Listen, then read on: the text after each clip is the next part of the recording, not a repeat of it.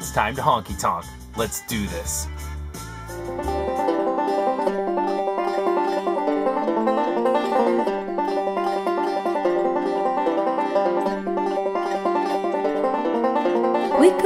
Wake up, Dunkery. Tell me what makes you sleep so sweet. It's been far too long since I've made a honky-tonkin' update, so if you're new, a honky-tonkin' update, our new country music finds some killer, classic country, some new country that sounds like classic country and is better than any of the garbage that's coming out of Nashville that they play on the radio today. Just forget that stuff. So here we go. First up, here is a stack of Hank Williams records. Not a big deal, but this was pretty cool. I had never seen these before. This is a series of Hank Williams records released on Polydor. And since I can't show them all to you here and fan them out without dropping them, take a look at these clips. So I have here what is for 8 volumes that span from, I want to say, December 1946 through September 1952. So 6 years of Hank music. Again, these were released by Polydor, and I've not had the opportunity to really spin any of them yet. I needle dropped a couple. I can't wait to check them out. It's going to be some good winter listening because that's a big stack and a big set to make it through. All right, first up, here we go. We have Jamey Johnson's The Guitar Song from 2010. A double album, but a 3 LP set clocking it at just under 2 hours. Now, rather than pull everything out here, why don't I let you take a look and see at what the different LPs look like and what the package looks like. So take a look at this. It's long, it's ambitious, and it ain't perfect. It's a bit of a grand vision, I think. I guess the story concept here was supposed to be from bleak to redemption. I've said 100 times, concept albums and storylines are lost on me. So I didn't get it. So all I can do is tell you what the music is like. It's a stomping good time, man. It runs the gamut. When it stomps with songs like Makin' and Lonely at the top. And when it cries, it cries. It's up and down. What it is some killer classic country. It's 27 tracks with only one absolute boner, and it's a cover. But for an album that was recorded in Nashville for a major label, I'm downright shocked at the overall authenticity of this. Steel guitar, dobro, an amazing album. Definitely one I recommend. It's a project to listen to because it's a bit long, and especially on vinyl because you're always flipping it over. What doesn't surprise me is that Mercury Records dropped him not long after this was released. So how does a country artist out of Nashville release a #1 album on the country charts that's almost 2 hours long and then their label drops them? Oh, right. Right, it's Mercury in Nashville, and this was just probably too authentic. Alright, next up here is Turnpike Troubadours' Goodbye Normal Street from 2012. This is their 3rd album, and it's the only one on vinyl. I held off on purchasing this for way too long for no good reason.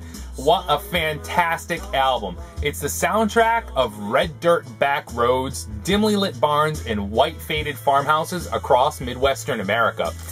The lead-off track is a sweat-soaked, stomping good time called Gin, Smoke, and Lies. And that's a track that's been in heavy rotation here for close to 2 years. And the video, which you can see, just perfectly represents what the album is all about. It's gritty, it's real, and it's definitely not one to miss. The vocals are absolutely fantastic. The perfect match to the music. It's got a fantastic sense of rhythm, and it's pure Americana. I truly wish they would release the other 2 albums on vinyl, so for now, CD copies will have to take their place, but it's available all over the place, and it's not a pricey album, and it's definitely one you don't want to miss. Now, what you may be able to hear in the background, and I'll turn it up in a minute so you can catch a little bit of it, is already my country find of the year, and this is Whitey Morgan in the 78, self-titled from 2010. This is their 2nd album, and it's their first on Bloodshot. The first album is not available on vinyl right now, and this was an absolute nightmare to find. It took forever to track down a copy of this for a reasonable price. This is Flint, Michigan's best album since Sturgill Simpson's debut, and we'll talk about him in just a second. This just blew me back in my chair. What an album. Is hired, fired, and admired. Classic, pure, lap steel driven outlaw honky-tonk country. It never lets up for a second. It never suffers from an identity crisis. And I'm going to let you take a quick listen. Leaving them girls that hate to see me go.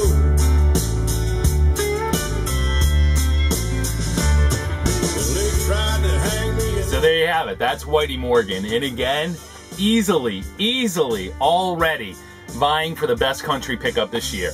Fantastic album. So I said we'll talk about Sturgill. So let's move on to him. Here is Sturgill Simpson's newest album, Meta Modern Sounds in Country Music. Itself a play on the Ray Charles album title. Now this, I could not wait for. I was so excited for this. And I ended up holding off for a little bit because I was hearing things about noisy pressing in different albums. Noisy pressing? Yes. Side 1 is not mastered well. There's definitely some surface noise in side 1. It's not all that bad. It's noticeable here and there. Side 2 is fine. But how does it stack up to my favorite country album from last year, his debut, High Top Mountain? Well, it's less rowdy and it's more introspective. In country terms, that means it's less Waylon and more Willie, if that makes sense. And if you did country music, that'll make sense to you. It's no less awesome. It's just different. Sturgill can howl and yelp with the best of them. I can't wait to see what he does next. I think it's a brilliant album. I think he's got a great attitude, and I'd highly recommend you pick up either because both are fantastic albums. Next pickup, this was released last year. This is Waylon Jennings, Going Down Rockin'. This was written by Waylon and recorded by him and his bassist and steel guitarist, Robbie Turner, prior to Waylon's death. It's intimate, it's honest, it's reflective, it's amazing. If you want to check out one track from this, and I'm not sure if it's on YouTube or not, you want to check out Shakin' the Blues. And I guess the plan here was for this to be finished after Waylon's death. I guess he knew his health was poor at the time of recording this, and Robbie Turner was to finish this with the Waymore Blues Band after Waylon passed away. It was left unreleased, and a decade later, it was released as it was recorded. The man wrote his own epitaph, and probably knowingly so. It's an absolutely beautiful pressing and beautiful package. It sounds fantastic. Sundays did a great job with this. Next on deck, I picked this up when it came out on Record Store Day earlier this year. It's the only thing I got on Record Store Day, which I normally don't care about. Record Store Day for me is just a cash grab attempt, but that's a rant for another video. Eric's albums can go in and out of print and be pretty tricky to find, so when I saw this was coming out for Record Store Day, I had to run and grab it. Of course, now it's been released and it's available everywhere, no big deal, so again, Record Store Day is a cash grab attempt. But had I not picked it up, that wouldn't have been the case. It would have been 500 copies and gone. I digress. What can I say? Dadgummit, Eric's drifting further away from country. It's still rowdy, it's still authentic, it's still full of banjo, twang, and blue-collar principles about family, beer, Jesus, and NASCAR, which is what you want from Eric Church. There's some really great songs here, there's some really good songs here, and there's a couple that are really just bad. It comes with this big poster, which again I can't show you on camera, so I'll insert a clip here so you can see it. Its biggest problem is that it's inconsistent, which makes it difficult to listen to until you get used to the songs. Yeah, I still love Eric. I still think he's one of the best new country artists out there, and the boy's got balls. He is creative as all get out. This feels like a war between artist and label. You know, Eric wants to do what Eric wants to do, but the label knows they've got a multi-million-dollar property on their hands. So I guess the real question is, who's gonna win and what will be left of them? This is BR549. Hee-haw! This is a live EP, and it's a snapshot of what many drunks from the band's live shows at Nashville's Roberts Western World. Nashville's Roberts Western World. Say that 5 times fast.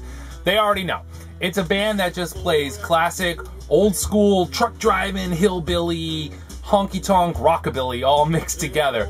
And played for tips 5 nights a week, or 5 hours a night 2 nights a week, or 5 nights a week 2 hours a night. Quick 1, 2, 3, 4, 5, 6, 7 song EP. So actually pretty long and really, really good. Worth checking out. 2 to go. Here's Hank Wilson with Hank Wilson's Back, Volume 1. Wait a minute. I mean, that's Leon Russell. I mean, it's Hank Wilson. I mean, it's Leon Russell. What am I looking at here? I'm confused. So let's run the checklist. So we have pedal steel, check. Fiddle, check. Upright bass, check. Country and bluegrass standards on the set list, check. Well, damn, all right, I'll give it a whirl. Wow, I guess he just had to get it out of his system. And thankfully he did. You can file this one away in the collection under Completely Blown Away, and an absolute one and done fluke that I'm really glad got made.